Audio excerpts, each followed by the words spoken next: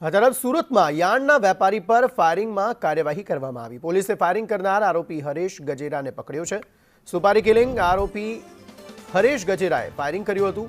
પત્ની સાથે આડા સંબંધ હોવાથી સુપારી આપવામાં આવી હતી। વેપારીની પીઠના ભાગે ફાયરિંગ કરવામાં આવ્યું હતું। મનીષ પરમાર વધુ માહિતી આપી રહ્યા છે। જી મનીષ।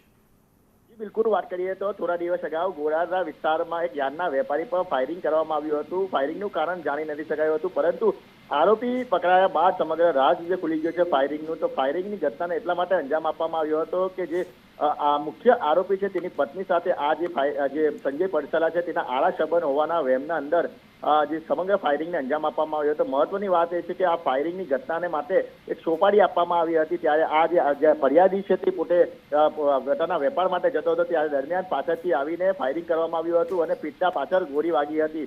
હાલ તો જે ગોરાદરા પોલીસે છે તે આ ફાયરિંગના રહસ્ય પરથી પડદો ઉચકી નાખ્યો છે અને સમગ્ર હકીકત બહાર આવી છે કે સોપારી આપવામાં આવી હતી અને પત્નીના આળા સંબંધને લઈને જ આ ફાયરિંગ કરવામાં આવ્યું છે। ત્યાં ટૂંક સમયમાં જ હવે અત્યારે પોલીસ છે તે વિગતવાર જે માહિતી આપશે। જી આભાર સમગ્ર માહિતી આપવા માટે।